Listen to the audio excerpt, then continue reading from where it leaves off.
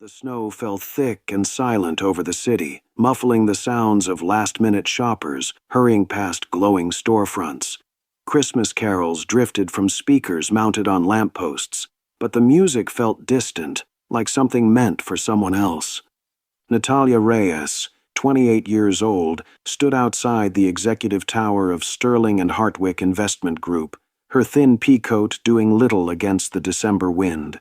Her dark hair was pulled back in a tight bun, the way he preferred it, though strands had escaped to stick against her cheeks, damp from melted snow. In one hand, she clutched a worn duffel bag. In the other, the small, cold hand of her daughter. Sophia was 5 years old. She wore a pink jacket 2 sizes too small, the cuffs riding up her thin wrists. A stuffed rabbit poked out from the top of her backpack, one ear torn and carefully stitched back together with mismatched thread. Her brown eyes were wide and watchful, absorbing everything with the quiet awareness children develop when they've learned not to ask too many questions. Behind them, the door to their apartment building had already locked. The landlord had been apologetic, but firm. 3 months overdue. He couldn't wait any longer. Natalia had stood in the hallway, nodding, unable to argue. There was nothing left to say. The eviction notice had been taped to the door for a week. She'd hoped for a miracle. None had come. For the past 2 years, Natalia had worked as the executive assistant to William Grayson, managing partner at Sterling and Hartwick. She made his coffee every morning, the way he liked it. 2 sugars, no cream. She scheduled his meetings, screened his calls, organized his files, stayed late when he needed her to prepare presentations for morning briefings. She knew his calendar better than her own. She knew which clients made him tense, which deals kept him up at night, the precise tone of his voice when he was about to lose his temper. She made $38,000 a year. Not enough. Not even close. Half of it went to Sophia's insulin, type 1 diabetes, diagnosed at 3. The needles, the test strips, the emergency room visits when her blood sugar spiked in the middle of the night, and Natalia had no choice but to call an ambulance they couldn't afford. The medical bills had piled up faster than Natalia could count, each one a reminder that love wasn't enough to keep the lights on. She had tried. God, she had tried. Now, on Christmas Eve, with snow turning her daughter's cheeks pink and her own breath coming out in faint clouds, she had run out of options. "Mommy," Sophia's voice was small, hesitant. "Where are we going?" Natalia squeezed her daughter's hand, forcing a smile that felt like it might crack her face in half. "Just for a little walk, mi amor. It's pretty out here with all the lights."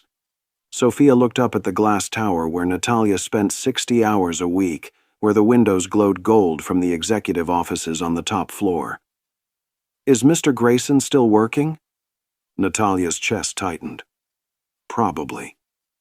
They started walking, past the main entrance where security guards stood in crisp uniforms, past the coffee shop on the corner where Natalia picked up William's morning espresso every day at 7:45 sharp, past the park where a Christmas tree stood 60 feet tall, covered in lights that blinked red and gold. Natalia's phone was dead. She'd let the bill lapse 2 weeks ago. There was no one to call anyway. Her mother was in San Salvador, too sick to travel, sending what little money she could scrape together.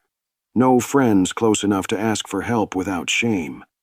Just her and Sophia, walking through a city that glittered with holiday cheer while they had nowhere to go. Sophia tugged on her sleeve. "Mommy, my feet hurt." Natalia stopped. They were standing under a street lamp, the snow falling around them in soft, lazy spirals. She knelt down, ignoring the cold seeping through her slacks, the ones she'd bought for work because William had mentioned once that jeans were too casual for client meetings, and looked into her daughter's face. Those big brown eyes, so full of trust. "I know, baby. I'm sorry. We'll find somewhere warm soon, okay?" Sophia nodded. Then, in a voice barely above a whisper, she asked, "If we don't have a house tonight, will Santa know where we are?" Natalia's heart shattered. She pulled Sophia close, wrapping her arms around her small body, feeling her daughter's breath against her neck. "Santa always knows where good hearts are," she whispered. "Always." Sophia pulled back, her face serious. "Can he bring you some happy? You cry a lot when you think I'm sleeping." Natalia laughed, but it came out broken, choked. A tear slipped down her cheek, cold against her skin. She wiped it away quickly. That would be nice, wouldn't it? They kept walking, past closed bookstores, shuttered boutiques, a bus stop where an elderly woman sat hunched beneath a thin blanket. The city around them blazed with artificial joy, but their footsteps were quiet, measured, the sound of people with nowhere to be. Natalia's mind spun in desperate circles. She'd checked 3 shelters that afternoon, all full. The church on 5th Street had a waiting list. The YMCA wasn't taking new families until after New Year's. She had $47 in her pocket, not enough for a motel, not even close. Sophia's hand tightened in hers. "Mommy, I'm really cold." "I know, mi amor, just a little longer." But longer until what? Natalia didn't know. She just kept moving, because stopping meant admitting she had failed. 30 floors above them, William Grayson stood at the floor-to-ceiling windows of his corner office, watching snow dust the city below. He was 41 years old, tall and sharply dressed in a navy suit that had been tailored in Milan. His tie was still perfectly knotted. His cufflinks gleamed under the recessed lighting. The firm's annual investor gala had ended an hour ago.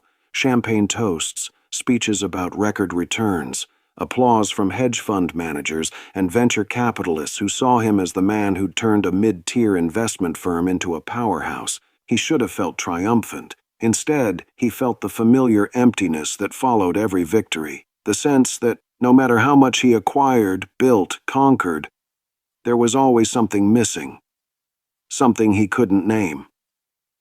William had built his career on ruthlessness, on knowing when to push, when to walk away, when to let someone else take the fall. He'd dissolved partnerships that weren't profitable. He'd fired employees who couldn't keep up. He'd ended a marriage that had become inconvenient. His ex-wife had called him cold during the divorce proceedings. Calculating, a man who sees people as assets to be managed, not human beings to be loved. She wasn't wrong, but he was good at what he did. And in this world, that was what mattered. William turned away from the window, grabbed his overcoat from the rack, and headed for the elevator. His driver was waiting downstairs, but William waved him off. "I'll walk tonight." The snow was heavier now, falling in thick curtains that blurred the edges of the city. William pulled his collar up and started down the quiet side street that ran behind the building. This was where the loading docks were, the employee parking garage, the service entrance. He'd walked this route 1,000 times, usually on his phone, closing deals, never looking up. That's when he saw them, a woman and a child, silhouetted beneath a flickering street lamp. The woman had her back to him, shoulders hunched against the cold in a coat he recognized. Thin, navy blue, the same one she wore to the office every day. The child clutched a worn backpack, something small and pink, sticking out the top.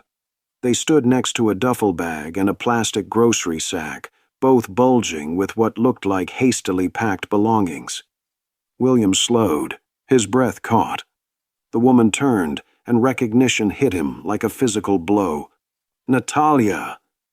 She froze. Her eyes went wide, then filled with something that looked like pure panic. Not surprise, not embarrassment, fear. Mr. Grayson. He'd seen her every single day for 2 years. She was the first person he spoke to in the morning, handing him his coffee with a quiet, "Good morning, Mr. Grayson," her eyes downcast. She was the last person he saw before leaving, confirming tomorrow's schedule, asking if he needed anything else. She was efficient, professional, invisible in the way good assistants learned to be. He knew she had a daughter, had approved her request to leave early twice for parent-teacher conferences. He knew she sometimes brought her lunch in Tupperware instead of buying from the cafeteria. He knew the exact angle of her jaw when she was frustrated, but trying to hide it. But he'd never seen her like this. Hair loose and damp, mascara smudged, coat thin and worn, standing on a street corner with her daughter and all their belongings packed into 2 bags. William looked from Natalia to the child, then back to the bags. His voice came out sharper than he intended. "What's going on?" There was a pause, long and painful. "We're just figuring things out, sir," Natalia said quietly, her voice tight, formal even now. The little girl, Sophia, he remembered seeing her photo on Natalia's desk once, looked up at him. Her cheeks were flushed pink from the cold. Her voice was clear, innocent, devastating. "Sir, will Santa find Mommy if we sleep in your office, so he can bring her some money for a house?" The world stopped. William felt something crack open inside his chest, something he'd kept locked down for years. He'd expected Natalia to deflect, to lie, to maintain the professional distance she always kept. But her daughter had said what her mother couldn't. It wasn't just a question. It was a confession, an exposure, a trust fall from a child who didn't understand that powerful men don't fix broken things. They exploit them. He crouched down, meeting Sophia's eyes at her level. His voice came out softer than usual. "I think Santa would want to know you're somewhere safe and warm tonight, especially if your mom has been working really hard this year." Sophia smiled, a gap-toothed grin that lit up her face. "Mommy works all the time, even when she's supposed to be sleeping." William looked up at Natalia. Her jaw was tight, her hands trembling. She wouldn't meet his eyes. The power dynamic between them had never been more visible. He was her boss. He controlled her paycheck, her schedule, her ability to feed her child. And now he knew she was homeless. He straightened, keeping his voice calm, measured. "Come on, there's a cafe 3 blocks from here. Let's get you both something warm." Natalia's face went pale. "Mr. Grayson, you don't have to—" "I know I don't have to." His tone was firm, leaving no room for argument, the same tone he used in boardrooms when he needed compliance. "But I'm not leaving you and your daughter on a street corner on Christmas Eve. That's not a discussion." Natalia looked down at Sophia, who was shivering despite her brave smile. She had no choice. They both knew it. "Okay," she whispered. Then 15 minutes later, they sat in a corner booth at an all-night diner. The windows were fogged with condensation, the snow outside turning everything soft and distant. Sophia sipped hot chocolate, whipped cream dotting the tip of her nose. Natalia's hands curled around a mug of coffee, but she hadn't taken a single drink. She sat rigid, formal, like she was still at her desk, waiting for dictation. William didn't push. He waited. Eventually, Natalia spoke. Her voice was low, halting, like each word was a small betrayal. She told him about the eviction, the insulin costs that had drained her savings, the hospital bills stacking up from Sophia's emergency room visits, the night she'd skipped meals so Sophia could eat, the way she smiled and said, "Yes, Mr. Grayson," and "Right away, Mr. Grayson," while her world crumbled behind the scenes. William listened, and as she spoke, something uncomfortable settled in his chest.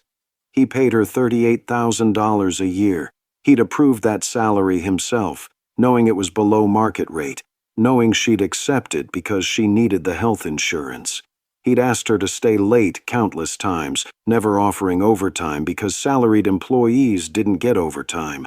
He'd noticed she looked tired, thinner, but he'd never asked why because it wasn't his business. Assistants were supposed to be professional, invisible, replaceable. He'd built his success on the backs of people like Natalia, people who needed the job too much to say no, people who couldn't afford to push back.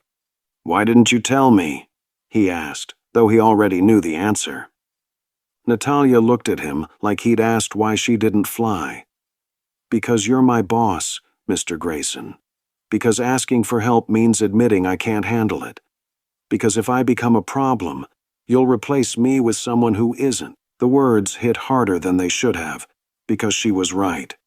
That's exactly what he would have done, what he had done to others before her. How long have you been dealing with this alone? Since Sophia was diagnosed. 2 years. 2 years. 2 years of standing outside his office at 7:45 every morning with his coffee and his schedule, never once letting him see the weight she carried. William sat back, thinking. He pulled out his phone, scrolled through his contacts, and made a call. He kept his voice low, but Natalia could hear fragments. The corporate apartment on Lexington. Yes, tonight. 2 people, standard furnishings. Put it on my personal account, not the company card. He hung up and looked at Natalia. Her face had gone pale. There's a furnished apartment 3 blocks from the office. Corporate housing. You and Sophia can stay there. No rent. Through the holidays at minimum, longer if needed. Natalia stared at him. Mr. Grayson, I can't. Yes, you can. People will talk. If anyone at the firm finds out that I'm living in corporate housing that you authorized, they'll think. She stopped, unable to say it out loud. They'll think what? His voice was sharp now, almost daring her to finish the sentence. Natalia looked down at her coffee. They'll think I'm sleeping with you to get special treatment. The words hung in the air between them, ugly. True. William's jaw tightened. Let them think whatever they want. Your daughter needs a warm place to sleep tonight. That's what matters. Is it? Natalia looked up at him, her eyes blazing now. Because tomorrow I still have to come to work. I still have to face people who will wonder what I did to earn this. I still have to stand outside your office and pretend I'm just your assistant and not the woman you found homeless on Christmas Eve. William held her gaze. You are my assistant, and you're also a mother doing everything she can to keep her child alive. Those things don't cancel each other out. Natalia's hands trembled. I can't pay you back, not for years. I'm not asking you to. Then what are you asking? William hesitated. He didn't have a good answer. He didn't know what he was doing, what he wanted, why this felt different from every other business transaction he'd ever made. I'm asking you to let me help. That's all. Natalia stared at him for a long moment. Then, finally, she whispered, Okay. But the word sounded less like acceptance and more like resignation. The apartment was small, but expensively furnished. Hardwood floors, leather furniture, a kitchen with stainless steel appliances. William had called ahead, and building management had turned on the heat, stocked the fridge with basics, left fresh linens on the bed. Sophia ran to the window immediately, pressing her face against the glass to see the city lights below.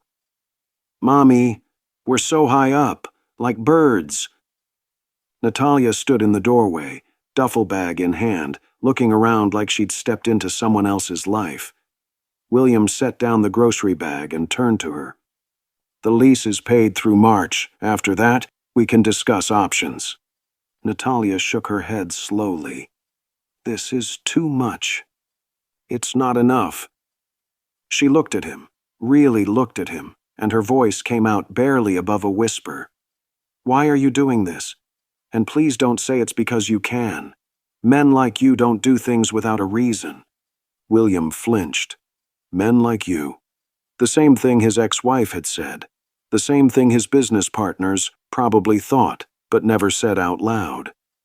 Maybe I'm tired of being that kind of man. Or maybe you see an opportunity. Natalia's voice was steady now, unflinching. A grateful employee who owes you everything, who can't say no because saying no means her daughter goes without insulin.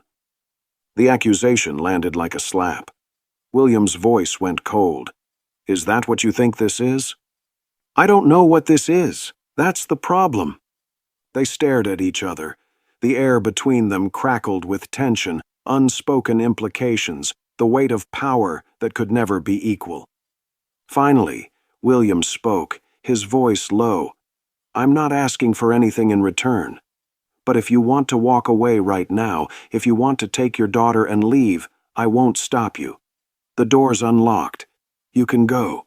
Natalia looked at Sophia, who was exploring the apartment with wide-eyed wonder.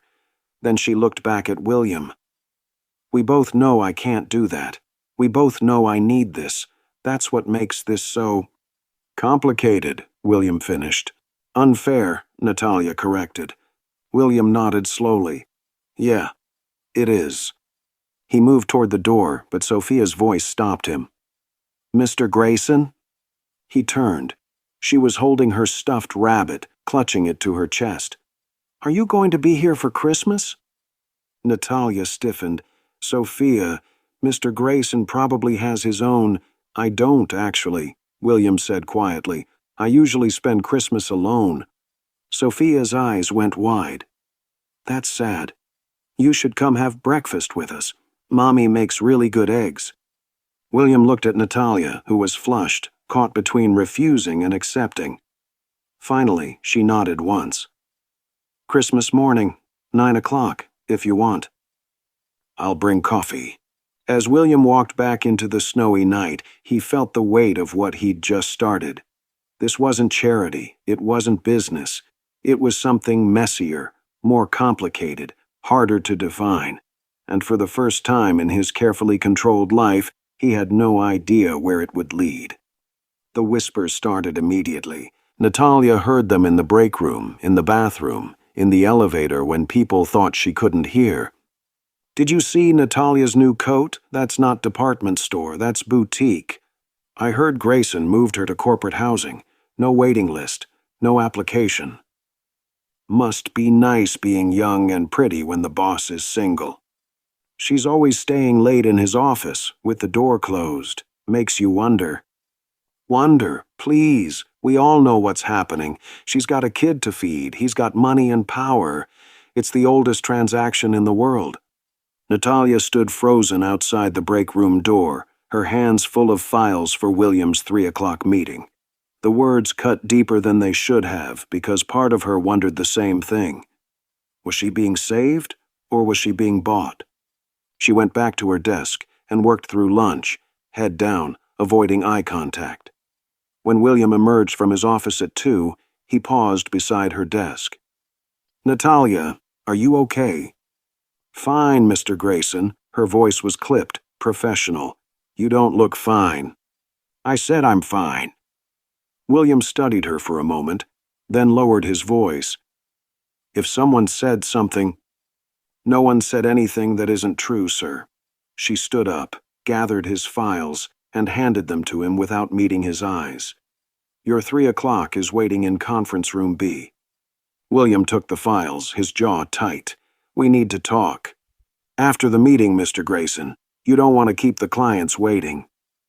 He left. Natalia sat back down and stared at her computer screen, not seeing anything. That night, after putting Sophia to bed in the corporate apartment that didn't feel like home, she sat at the kitchen table and wrote a letter.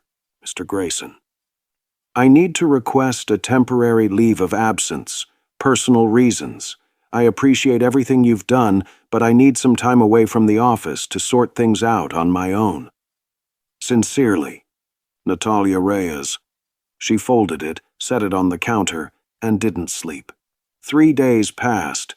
Natalia stayed home, took Sophia to the park, cooked meals in the expensive kitchen, tried to pretend she wasn't hiding. On the 4th day, there was a knock at the door. She opened it to find William standing there.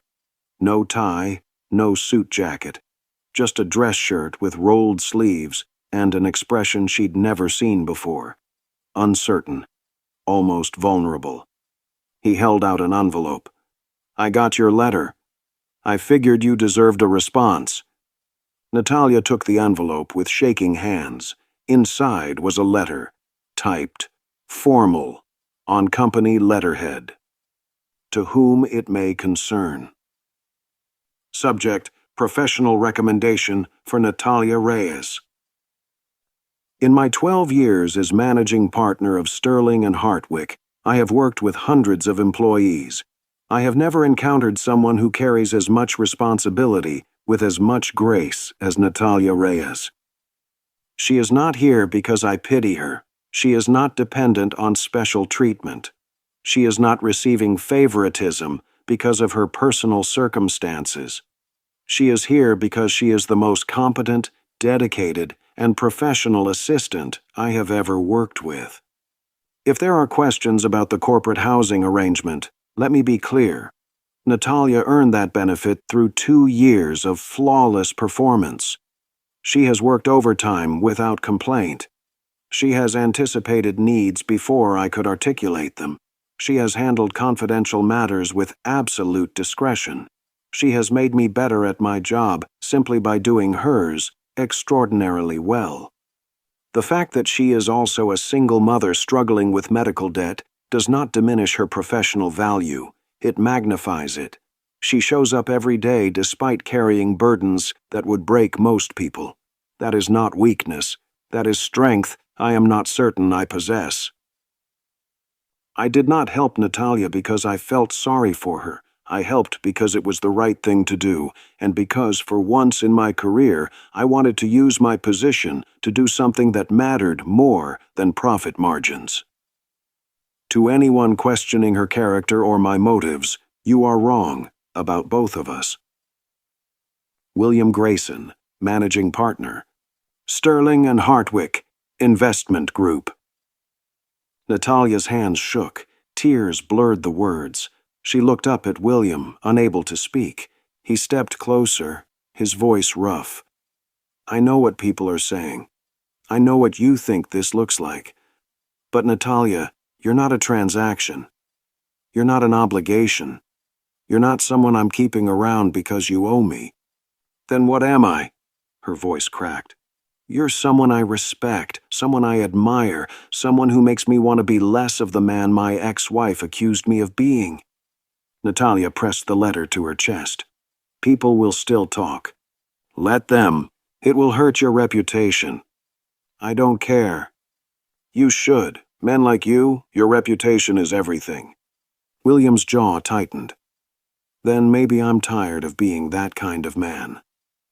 They stood in the doorway, the space between them charged with everything they couldn't say. Finally, Natalia stepped forward and hugged him. Not as an employee, not as someone grateful, just as a person who needed to believe that maybe, just maybe, there were still good people in the world. William wrapped his arms around her, and for the first time in longer than he could remember, something in his chest felt less empty. Christmas Eve arrived 1 year after the night Natalia and Sophia had nowhere to go. The investment firm's main conference room had been transformed for the annual holiday party. Strings of golden lights, catered food, an open bar. Employees and their families mingled, laughter echoing off the glass walls. In the corner, a grand piano had been brought in for the occasion. Sophia, now 6 years old, sat on the bench in a red velvet dress. Her legs dangled above the pedals, and she looked nervous. Piano lessons had been William's idea, a gift he'd arranged through the company's education benefit program that, coincidentally, had been expanded right after Natalia came back from her leave. Natalia stood to the side, wearing a soft gray dress that William had noticed matched his tie, though neither of them mentioned it. She smiled at her daughter, nodding encouragement. William stood nearby, watching with something that felt dangerously close to pride. Sophia took a deep breath and began to play. The melody was simple, slightly uneven, but full of heart. She'd titled it herself, Finding Home. The conference room went silent. Even the bartender stopped pouring drinks. When Sophia reached the final note, the room erupted in warm applause. William walked over to the piano, crouching beside Sophia. That was perfect, he whispered. Sophia beamed. Then she leaned in conspiratorially. I have a secret. Mommy doesn't know. She pulled a small velvet box from her dress pocket and pressed it into William's hand. You're supposed to give this to her, but I picked the color. William's breath caught. He looked at the box, then at Sophia. Are you sure? She cries less when you're around. That means you should stay forever. The simple logic of a 6-year-old. William stood, the box feeling impossibly heavy in his hand, and walked over to Natalia. Every eye in the room followed him. He didn't kneel. He didn't make a speech. He just took her hand and said quietly, "Natalia, I need to ask you something. Not as your boss, as someone who wants to be part of your family." Natalia's eyes widened. "William, but only if you want me there. Only if this is what you choose, not what you feel obligated to accept." The room held its breath. Natalia looked at the box, at William's face, at Sophia watching from the piano with hopeful eyes. She thought about the past year, the apartment that had become home, the cooking she'd started doing for other employees in the break room, the community she'd built, the way William had gradually become less of a boss and more of a partner, the way he'd listened when she talked about her mother in El Salvador, the way he'd helped her bring her mother to the States for treatment, the way he'd never once made her feel like she owed him anything beyond respect.